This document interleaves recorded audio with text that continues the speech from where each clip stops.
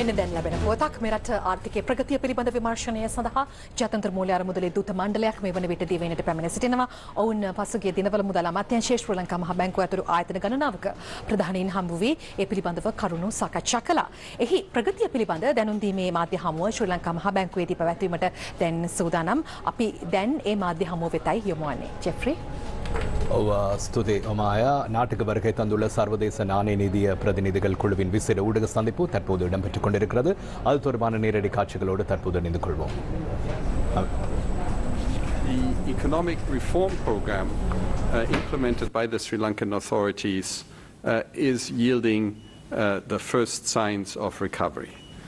Real GDP recorded positive growth of 1.6% year on year in the third quarter of 2023, which is the first expansion in 6 consecutive An International Monetary Fund team is in Sri Lanka for a staff visit. Now they arrived in Sri Lanka on the 11th and held meetings with the President, Finance Ministry, Central Bank and political groups.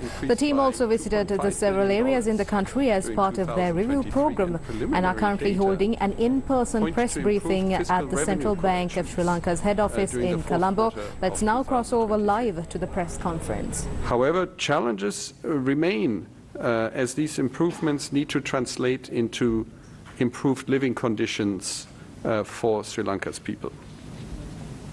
In this context, sustaining the reform momentum and ensuring timely implementation of all program commitments are critical to rebuilding confidence and putting the recovery on a firm footing that will benefit all people. Swift progress towards the introduction of a progressive property tax is key to ensuring fair burden sharing while sustaining the revenue-based consolidation. Tax policy measures need to be accompanied by strengthening tax administration, removing tax exemptions, and actively eliminating tax evasion to make reforms more sustainable and to further build confidence among Sri Lanka's creditors to regain that sustainability, to gain their support. Building on the central bank's success in taming inflation, future monetary policy decisions should remain prudent with a focus on keeping inflation expectations well anchored. Against continued uncertainty, it remains important to continue rebuilding external buffers through strong reserve accumulation and protecting the poor and the vulnerable through improved targeting and better coverage of cash transfers remains critical.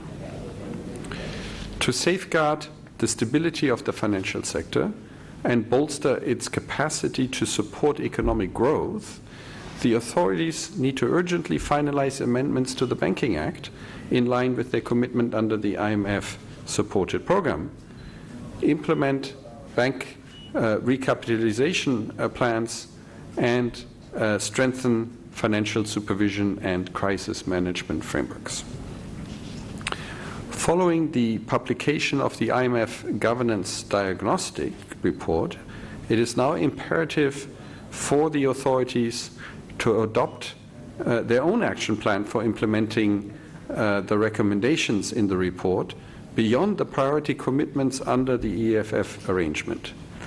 At the same time, ensuring an enabling environment for governance and transparency reforms to take place is key to bolstering public confidence and facilitating implementation of these important efforts.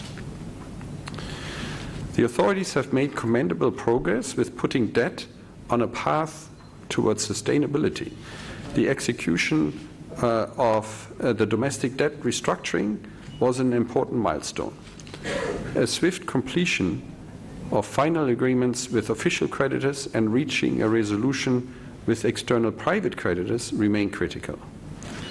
Progress in meeting key commitments under the IMF-supported program will be formally assessed in the context of the second review of the EFF arrangement alongside the forthcoming 2024 Article 4 consultation. which will assess Sri Lanka's economic health. With this, we would like to thank the authorities for the excellent collaboration during the mission, including during the mission's visit to the northern and eastern provinces.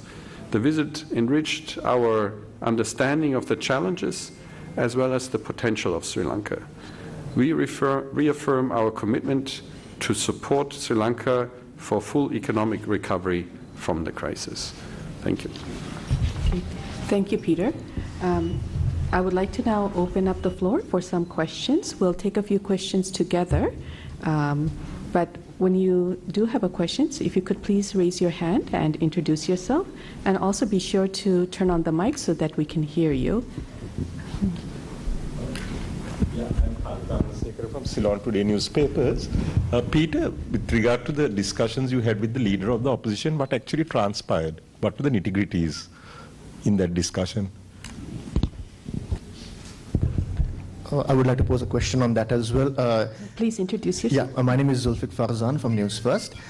One of the opposition groups, the NPP, you had a meeting with them, and they claimed that they discussed on renegotiating terms with the IMF on the extended fund facility program that has been introduced for Sri Lanka. Could you please confirm if there was any agreement reached with them on renegotiating terms, and if so, would that also lead the program back to square one, or where would the program go ahead with? Thank you. If we can take one more question.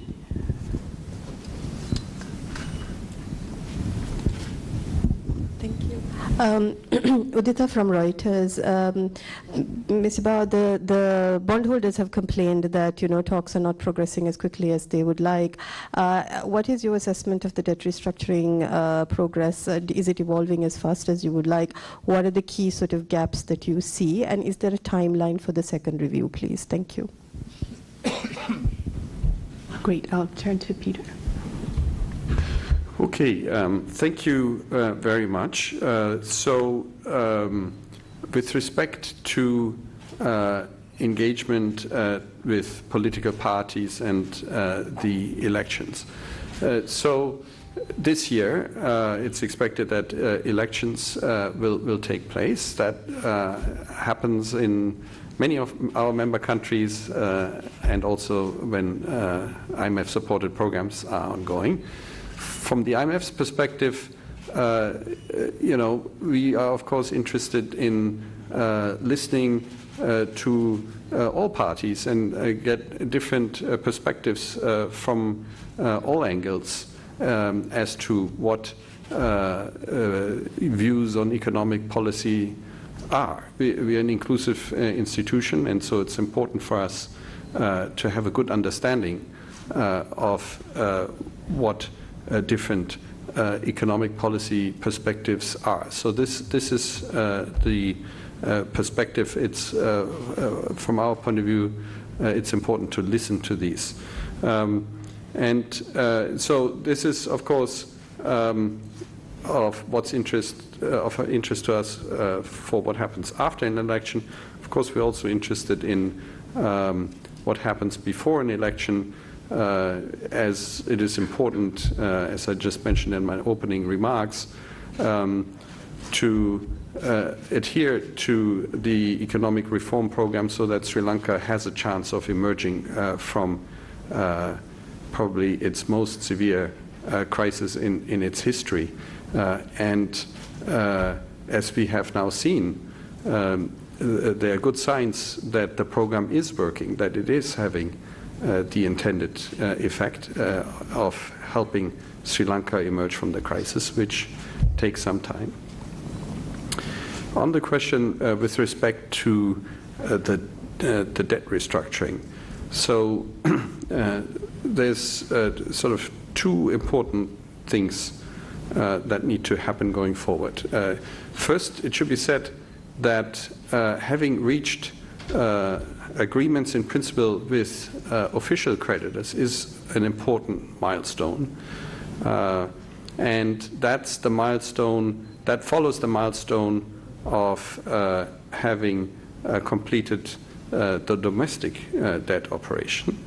So now what needs to be done is to finalize these agreements in principle, or rather to convert them into actual agreements with the official creditors so as to complete that portion of the debt restructuring. And secondly, reach agreements in principle with the commercial creditors, where the bondholders are, of course, a significant proportion. So our understanding is that negotiations are ongoing, proposals are being exchanged, and it is important for that process to continue and be completed as quickly as possible. It's our strong expectation that there would be an agreement in principle by the time of the second review.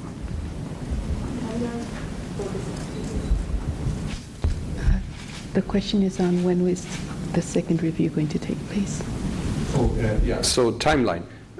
So the review cycle in Sri Lanka's program is semi-annual, every 6 months.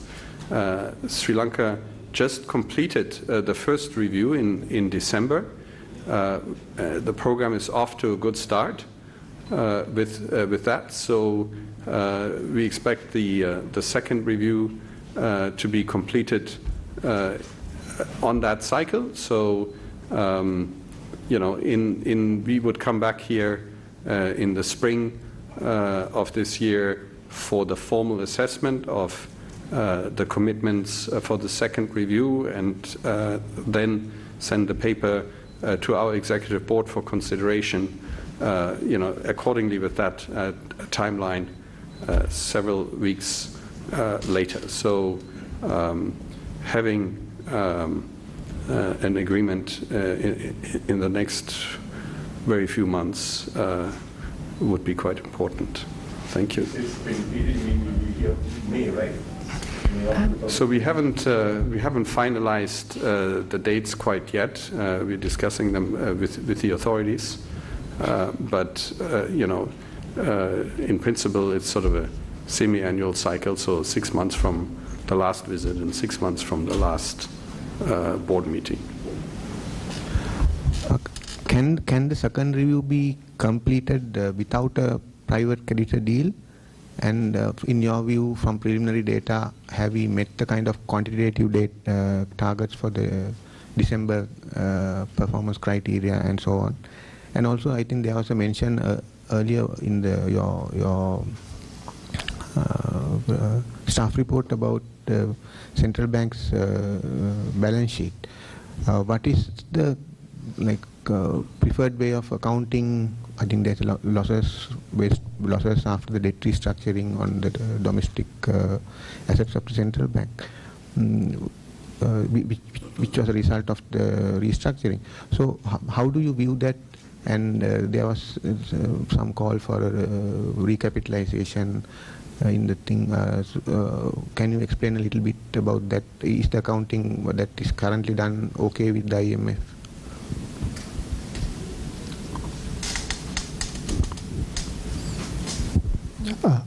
Indika Sakal, sorry, Economy Next. My question is, how satisfied are you about the tax administration measures that have been taken up to now? Because especially some of the new structural benchmarks haven't been met. For example, large taxpayer unit, establishment of a large taxpayer unit, a new high net worth individuals unit. The other question is, despite IMF specifically advising the government not to go ahead with the Strategic Development Act, providing concessions, tax concessions, it appeared that the government in last December they have approved some tax concessions on a project. So I appreciate your comments on that as well. We'll take one more question. Yeah. Yes, please. Shiharan is from Economy Next. How concerned are you and government now targeting 7% inflation, because earlier it was 5%? Now they seem to be working on 7% inflation. And then what's the specialty about going for north and east? What about the other region of the country, because you went there? Any specific reason for that? Thank you. Okay, so if I may, I'll start with the last question, and then I'll give others to Peter to answer. It is very important for us to see all of Sri Lanka. පැමිණ සිටින මාධ්‍යවේදීන් IMF ජ්‍යෙෂ්ඨ දූත මණ්ඩල ප්‍රධානී Peter බ්‍රූවර් මහතාගෙන් මේ ප්‍රගතිය විමසන ආකාරය තමයි අපි දකින්නේ ජාත්‍යන්තර මූල්‍ය අරමුදලේ දූත මණ්ඩලයෙන්. ඔවුන් පසුගිය දිනවල මුදල් අමාත්‍යාංශයේ ශ්‍රී ලංකා මහ බැංකුව ඇතුළු ආයතන ගණනාවක ප්‍රධානීන් හමු වුණා. එහි ප්‍රගතිය පිළිබඳවයි මේ දැනුම් දෙමින් සිටින්නේ. පීටර් බ්‍රූවර් මහතා සඳහන් කරනවා ණය ලබා දෙන රටවල් සමග අවසන් ගිවිසුම් වලට වහා එළඹිය යුතු බව. ඒ වගේම ශ්‍රී ලංකාවේ ආර්ථික ප්‍රතිසංස්කරණ ක්‍රියාවලිය මෙවන විට සාර්ථක ප්‍රගතියක් දැකගත හැකි බව. ඒ වගේම ඒ එලෙසම ජනතාව මත ජනතාව වෙතින්ද පිළිබිඹු විය යුතු බව ඔහු මෙහිදී අවධාරණය කළා. මේ වන විට මාධ්‍යවේදීන් පැමිණ සිටින IMF නියෝජිතයින්ගෙන් ප්‍රශ්න විචාරමින් සිටිනේ. ஜெஃப்ரி மாயா நாட்டுக்கு வருகை தந்துள்ள சர்வதேச நாணய நிதிய பிரதிநிதிகள் குழுவின் விசேட ஊடக சந்திப்பு தற்போது இடம்பெற்றுக் கொண்டிருக்கிறது. இவர்கள் கடந்த 11ஆம் தேதி நாட்டுக்கு வந்து பல்வேறு துறை சார்ந்தவர்களை சந்தித்தார்கள். அண்மையில் ஜனாதிபதியும் சந்தித்து கலந்து கொண்டதன் பின்னர் இவர்கள் தற்போது ஊடகவியலாளர் சந்திப்பு ஒன்றை மத்திய வங்கியில் ஏற்பாடு செய்து கொண்டிருக்கிறார்கள். அவர்களிடம் தற்போது ஊடகவியலாளர்கள் கேள்விகளை எழுப்பிக் கொண்டிருக்கின்ற இந்த சந்தர்ப்பத்திலே குறிப்பாக பீட்டர் ப்ரூவர் தலைமை அதிகாரி இலங்கையினுடைய பொருளாதார அடைவுகள் தொடர்பில் ஆராய்வதற்காக சர்வதேச நாணய நிதிய தூதுக்குழுவினுடைய தலைமை அதிகாரி பீட்டர் ப்ரூவர் கருத்து வெளியிடும் போது அவர் குறிப்பிட்ட விடயம் இலங்கையினுடைய பொருளாதாரம் வழமை நிலைமைக்கு திரும்பும் அறிகுறி இருப்பதாக குறிப்பிட்டிருந்தார். அதேபோன்று பொருளாதார மறுசீரமைப்பின் பிரதிபலன்கள் மக்களை சென்றடைய வேண்டும் என்று கூறியிருந்தார். அதேபோன்று உத்தியோகபூர்வ கடன் வழங்குநர்களுடனான பிணக்குகளை தீர்த்துக் கொள்ள வேண்டும் என்றும் உள்நாட்டு கடன் மறுசீரமைப்பிற்கு சென்றமை மிகவும் முக்கியமான விடயம் என்றும் அவர் கூறியிருந்தார். அதேபோன்று மொத்த உள்நாட்டு உற்பத்தியானது 2023ஆம் ஆண்டின் 3ஆம் காலாண்டில் 1.6% நேர்மறையான வளர்ச்சியை பதிவு செய்ததாக குறிப்பிட்டிருந்தார். அதேபோன்று அத்தியாவசிய பொருட்களினுடைய தட்டுப்பாடு தற்போது குறைந்துள்ளதாகவும் பணவீக்கம் கட்டுக்குள் இருப்பதாகவும் அவர் குறிப்பிட்டிருந்தார். 2023ஆம் ஆண்டில் மொத்த சர்வதேச கையிருப்பு $2.5 பில்லியன் அதிகரித்துள்ளதாகவும் அவர் குறிப்பிட்டிருந்தார். Yes, Jeffrey. During this press briefing, the IMF mission chief in Sri Lanka, Peter Brewer, stated that a swift completion of final agreements with official creditors and reaching a resolution with external private creditors remain critical for Sri Lanka. He also noted that the economic reform program implemented by the Sri Lankan authorities is yielding the first signs of recovery. However, challenges remain as these improvements need to translate into improved living conditions for the Sri Lankan people. It also states that IMF hopes Sri Lanka would reach agreements with regards to debt restructuring ahead of the second review of the program. Stay tuned to Newsfirst for more of the latest.